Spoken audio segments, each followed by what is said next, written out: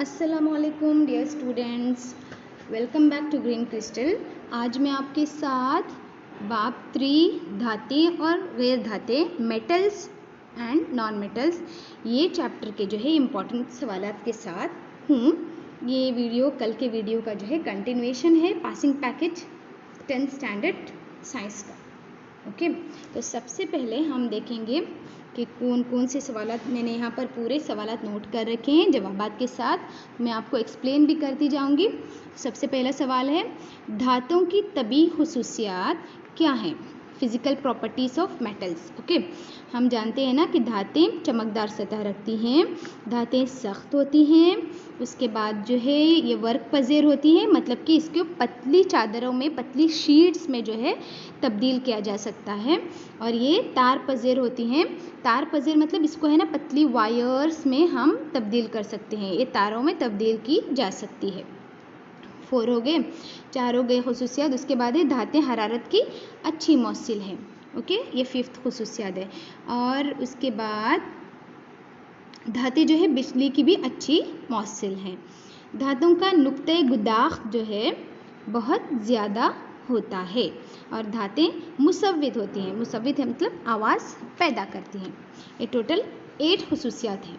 Okay, धातें चमकदार होती हैं, धातें सख्त होती हैं, वर्क पजेर, तार पजेर, हरारत की अच्छी मौसिल, बिजली की अच्छी मौसिल, नुक्ते गुदाख बहुत ज़्यादा और मुसव्वित। ओके, ये टोटल 8 खुसूसियात आपने धातुओं के बारे में याद रखनी है। और इसमें जो कुछ एक्सेप्शनल केसेस हैं, मुस्तस्ना, ओके, तो यहाँ पर मैंने वो भी नोट कर रखा है।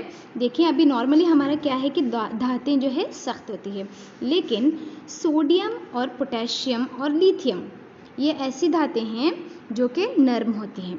ओके, मुस्तस्ना मतलब एक्सेप्शनल केस। ओके, एक्सेप्शन है ये। ओके, ये इन धातुओं के अलावा सारी धातें जो है सख्त होती हैं। ओके, इसके बाद जो है नेक्स्ट क्या है, हाँ, सोना और चांदी। सोना और चांदी ये ऐसी धातें हैं जो बहुत ज़्यादा वर्क पजेर हैं और इसीलिए जो है इनको ज्वेलरी, जेवरात बनाने में जो है इस्तेमाल किया जाता है।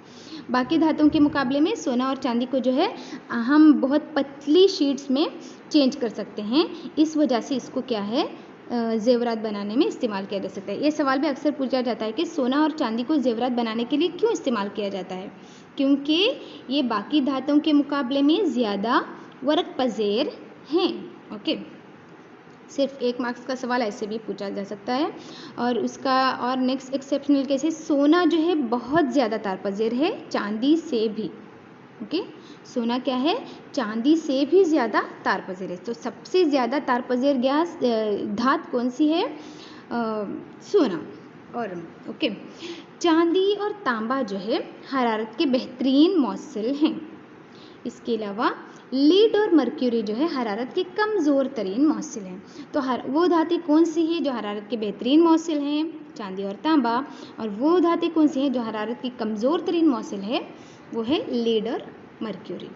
तो और नॉर्मली क्या है, धातें ज़्यादातर ठोस होती हैं, लेकिन एक रकीक धात है वो है मर्क्यूरी, जो कि कमरे के दर्जा हरारत पर क्या होती है, रकीक होती है, माया।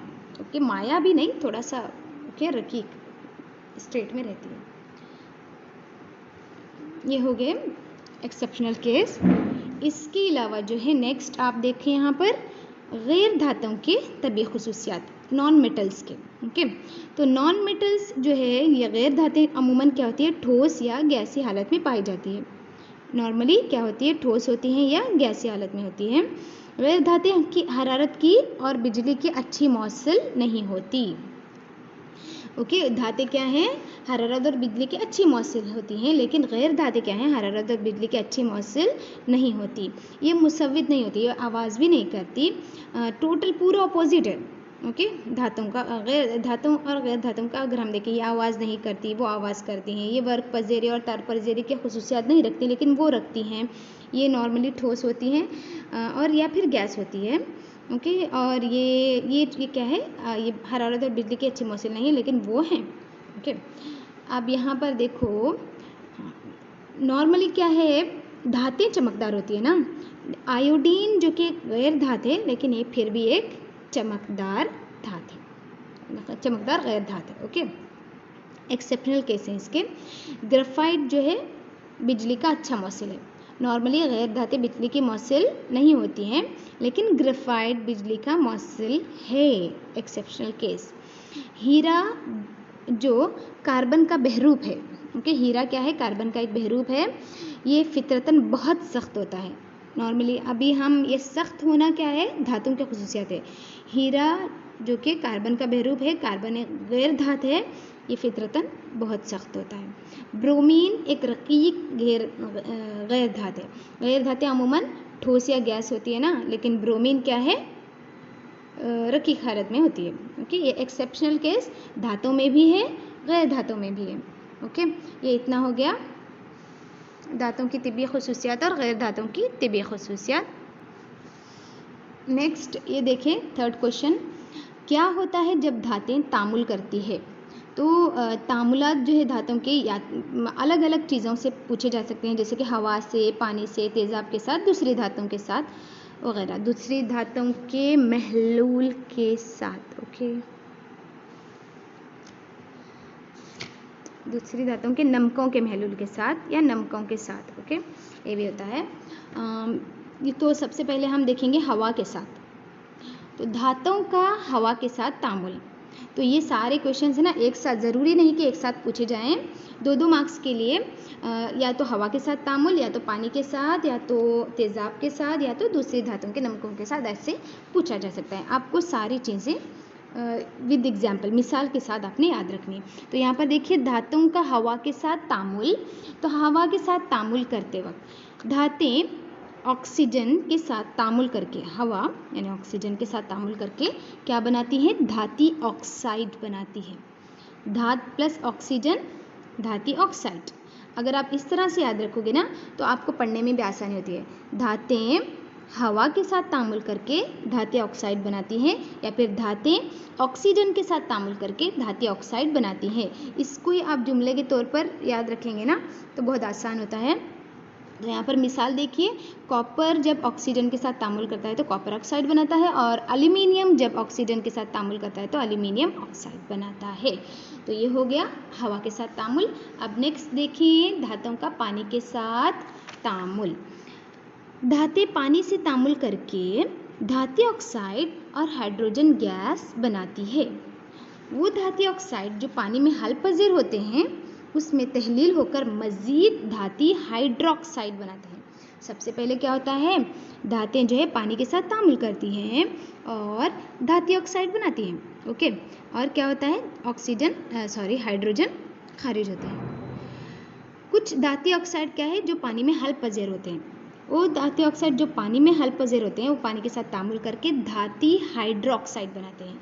हाइड्रो यहाँ पानी के लिए आया है, तो धाती ऑक्साइड पानी के साथ तामुल करने के बाद धाती हाइड्रोक्साइड बनाते हैं। याद रखो, हाँ, पहले धातें पानी के साथ तामुल करके धाती ऑक्साइड पानी के साथ तामुल करके धाती हाइड्रोक्साइड। तो मिसाल यहाँ पर पोटेशियम और पानी, पोटेशियम हाइड्रोक्साइड, हाइड्रोजन गैस खारिज होती है। उसके बाद सोडियम पानी, सोडियम हाइड्रोक्साइड, ओके, और हाइड्रोजन गैस खारिज होती है। ये हो गया। इसके बाद क्या आता है? धातुओं का तेज़ाब के साथ तामुल। तो तेज़ाब के साथ तामुल, धातें तेज़ाब के साथ तामुल करके नमक और हाइड्रोजन गैस बनाती हैं। धातें तेज़ाब, ये डाइल्यूट एसिड मतलब क्या है? आप यहाँ पर तेज़ाब भी लिख सकते हैं, कोई बात नहीं। धातें तेज़ाब के साथ तामुल करके नमक और हाइड्रोजन गैस बनाती है। ओके, मैग्नीशियम, ये तेज़ाब यहाँ पर हमने लिया है HCl, dilute acid HCl, hydrochloric acid, और क्या बना? मैग्नीशियम क्लोराइड, और हाइड्रोजन गैस खारिज हो रही है। ओके, ये हो गया। अब यहाँ पर देखो धातुओं का दूसरी धाती नमकों के साथ तामुल। तो यहाँ देखिए ये थोड़ा सा डिफरेंट है। ज़्यादा तामुल पजीर धातें जो होती है ना, कम तामुल पजीर धातों को उनके मुरक्कबात के महलूल या पिघली हुई हालत से हटा देती हैं। तो यहाँ देखिए पेज नंबर 50 आपकी दरसी किताब पार्ट 1 में पेज नंबर 50 में यहाँ पर दिया गया है। देखो तो जो भी धातुओं का महलूल है, अब हमारे पास यहाँ पर आयरन है, आयरन का महलूल है और कॉपर की तार है। ओके, तो क्या बनता है यहाँ पर आयरन अभी कम तामुल पजेर ज़्यादा तामुल पजेर धातु क्या है, कम तामुल पजेर धातुओं को ज़्यादा तामुल पजेर कौन है यहाँ पर, आयरन है।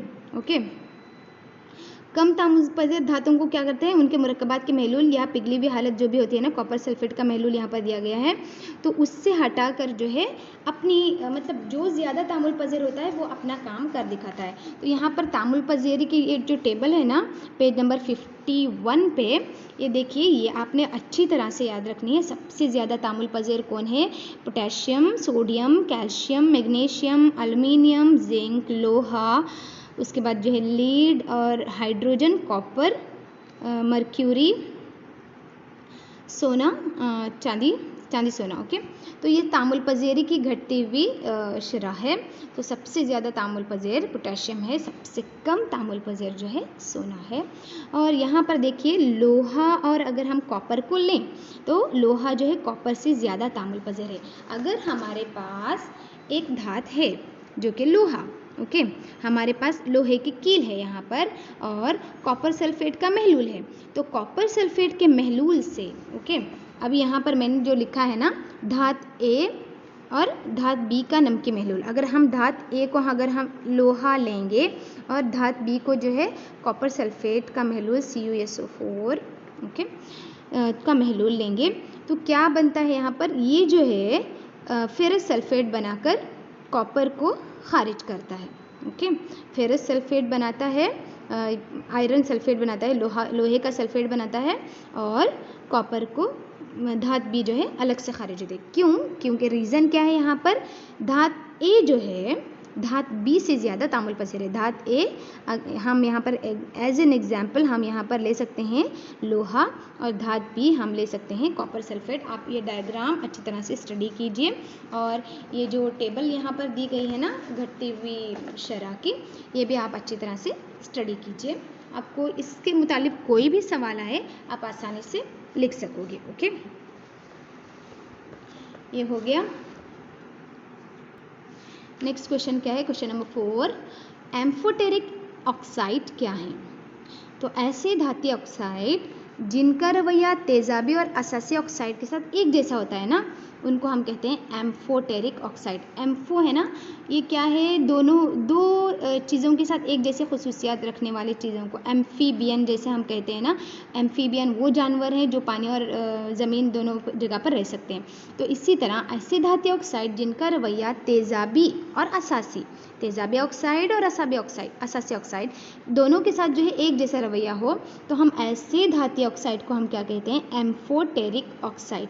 यहाँ पर मिसाल एल्युमिनियम ऑक्साइड और जिंक ऑक्साइड की मिसाल दी गई है। आपको ये मिसालें याद रखनी है। ये दोनों क्या है, एम्फोटेरिक ऑक्साइड है। ये दोनों तेजाबी ऑक्साइड और असासी ऑक्साइड के साथ एक जैसा रवैया रखते हैं।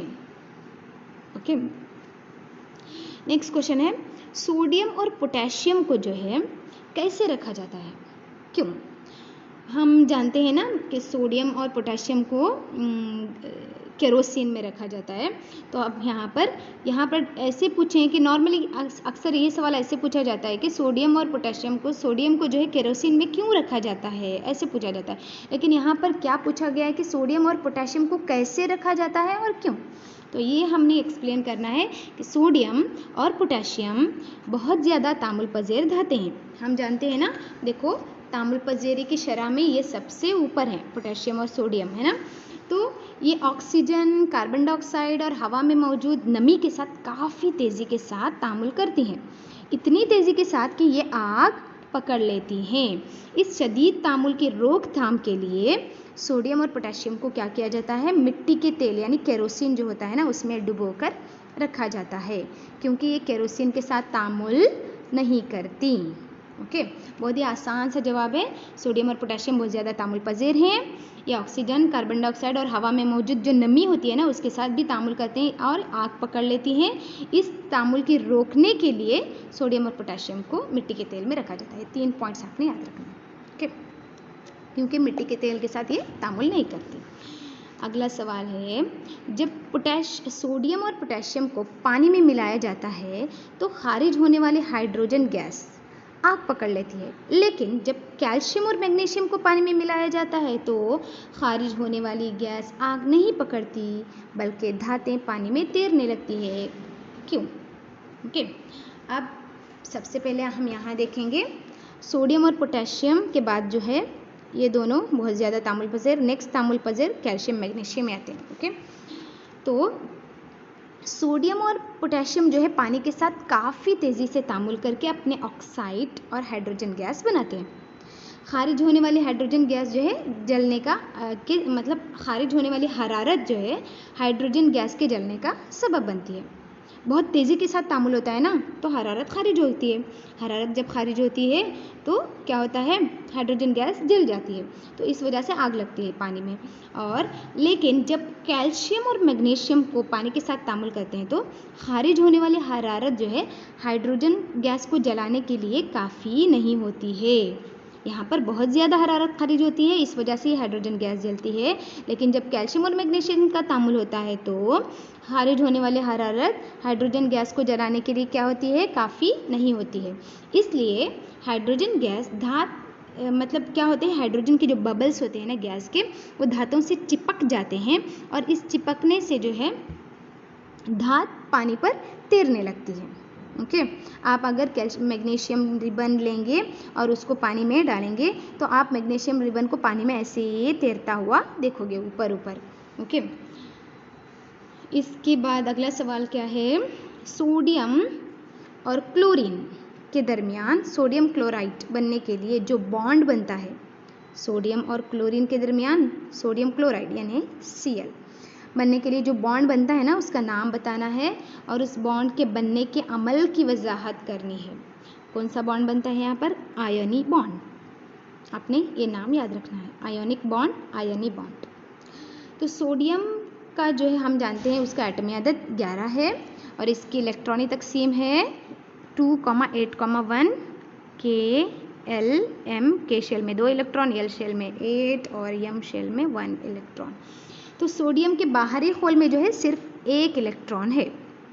ओके, ऑक्टेट हासिल करने के लिए और नोबल गैस की तरह से बनने के लिए उसे यम खोल के 1 इलेक्ट्रॉन को खो देना है। अगर वे यम खोल के 1 इलेक्ट्रॉन को खो देगा तो यहाँ 2,8 ऑक्टेट उसको हासिल हो जाएगा, है ना। तो इस तरह से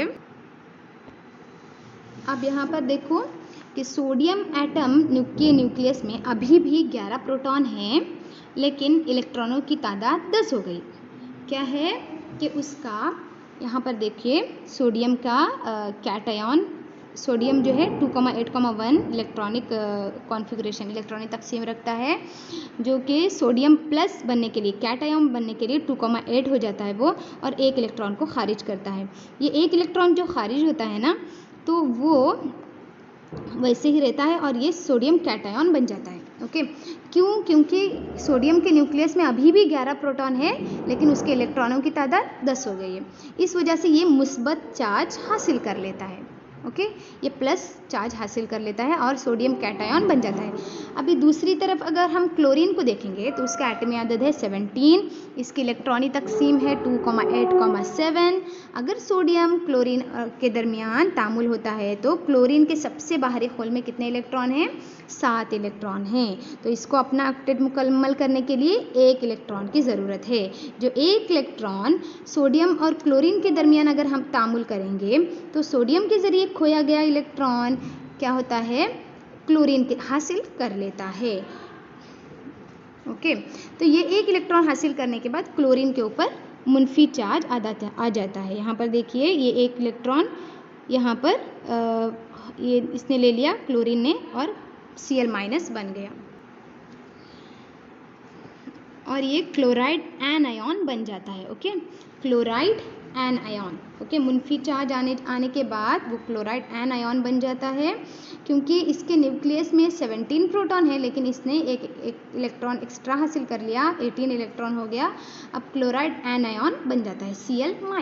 ओके, सोडियम Na+ और क्लोराइड एनायन जो होता है ना Cl-, ये दोनों जो है अपने बरक्स चार्ज यानी अपोजिट चार्ज की वजह से एक दूसरे की तरफ अट्रैक्शन करते हैं, कशिश करते हैं, और इस वजह से जो है मजबूत बर्क सुकूनी कुव्वत से जुड़कर जो है सोडियम क्लोराइड बन जाता है। यहाँ पर देखिए सोडियम Na+ कैटायन बन गया, ओके, और क्लोराइड जो है एनायन बन गया।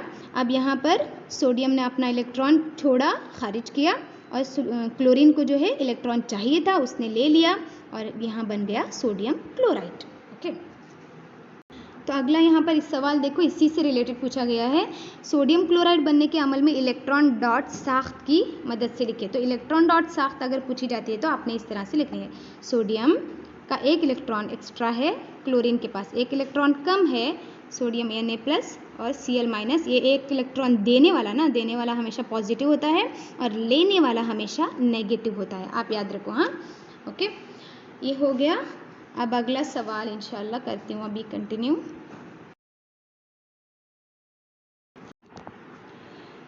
तो यहाँ पर देखिए 9th वन क्वेश्चन भी इससे पहले जो सवाल था ना 7th वन, सोडियम और क्लोरीन के साथ जो ये बनने का, सोडियम क्लोराइड बनने का, उसी तरह से है।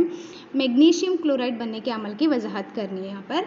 तो यहाँ पर देखिए मैग्नीशियम का जो एटमी अदद है 12 है, उसकी इलेक्ट्रॉनिक तकसीम है 2,8,2, इसके बाहरी खोल में 2 इलेक्ट्रॉन। तो ऑक्टेट हासिल करने के लिए इसको चाहिए 2 इलेक्ट्रॉन खोना, तो यम खोल से 2 इलेक्ट्रॉन खो दे तो ये ऑक्टेट हासिल कर लेता है। और मैग्नीशियम कैटायन 2 इलेक्ट्रॉन खोता है ना, Mg++, मैग्नीशियम कैटायन Mg++ या फिर Mg2+ भी कह सकते हैं हम, ओके, कैटायन बनता है। उसके बाद क्लोरीन का जो हमको मालूम है एटमी अदद 17 है, इलेक्ट्रॉनिक तकसीम है उसकी 2,8,7, बाहरी खोल में उसके 7 इलेक्ट्रॉन हैं, तो 7 इलेक्ट्रॉन उसको चाहिए सिर्फ 1, लेकिन मैग्नीशियम दे रहा है 2, तो ऑक्टेट हासिल करने के लिए इसको सिर्फ 1 चाहिए। अब यहाँ पर देखिए क्या होता है, जब मैग्नीशियम और क्लोरीन तामुल करते हैं तो क्या होता है, मैग्नीशियम एटम के ज़रिए खोए गए 2 इलेक्ट्रॉन, एक मैग्नीशियम का एक एटम जो कि 2 इलेक्ट्रॉन खोता है, क्लोरीन के 2 एटम इसको हासिल कर लेते हैं, ओके, क्लोरीन के 2 एटम इसको हासिल कर लेते हैं और क्लोराइड एनायन बनाते हैं। तो यहाँ पर देखिए मैग्नीशियम 2 इलेक्ट्रॉन खोता है, मैग्नीशियम कैटायन बनता है, क्लोरीन को चाहिए 1 इलेक्ट्रॉन, इस वजह से मैग्नीशियम के एक एटम को क्लोरीन के 2 एटम जो है अटैच हो जाते हैं, ओके, मैग्नीशियम का एक ही एटम, क्लोरीन के 2 एटम, एक इलेक्ट्रॉन ये लेता है, एक इलेक्ट्रॉन ये लेता है, इस तरह से MgCl2, ये Cl2 होता है हमारा, ओके। तो क्लोराइड एनायन Cl- होता है ना, तो यहाँ पर क्या है, इसकी वजह क्या है, मैग्नीशियम कैटायन और क्लोराइड के 2 एनायन जो Cl- में जो बरक्स चार्ज है, अपोजिट चार्ज है ना, एनायन कैटायन प्लस माइनस 2 भी चार्ज हैं, इसकी वजह से जो है इसके अंदर इन दोनों के में मजबूत बर्क सुकूनी कुव्वत से जुड़कर मैग्नीशियम क्लोराइड बनते हैं, और इसका इलेक्ट्रॉन डॉट साख्त है ये, ओके। आप इलेक्ट्रॉन डॉट साख्त के ज़रिए समझाना, मतलब आप डायरेक्ट पूरा ये भी लिख सकते हैं, ओके, टोटल ये भी लिख सकते हैं, और या फिर सिर्फ ये इतना लिख सकते हैं, ओके। मैग्नीशियम 2 बाहरी खोल में 2 इलेक्ट्रॉन रखता है, और ये जो है 2 इलेक्ट्रॉन खोने के लिए तैयार है, और क्लोरीन एक इलेक्ट्रॉन लेने के लिए तैयार है, लिहाजा 2 क्लोरीन के एटम मैग्नीशियम के एक एटम के साथ तामुल करके Mg2+ और यहाँ पर Cl-, ओके, इस तरह से बनता है। तो यहाँ पर 10 सवालात हो गए। अगले सवालात की वीडियो में इंशाल्लाह कंटिन्यू इसका बनाऊंगी, ओके, वरना बहुत लेंदी हो जाएगा, आप एक साथ बहुत ज़्यादा पढ़ भी नहीं सकेंगे, ओके। तो अगले जो भी सवालात हैं धातुओं और गैर धातुओं से मुतालिक कंटिन्यू में इसका और एक वीडियो अपलोड करूँगी, देखते रहिएगा। ग्रीन क्रिस्टल, अल्लाह हाफिज़, जज़ाकल्लाह खैर।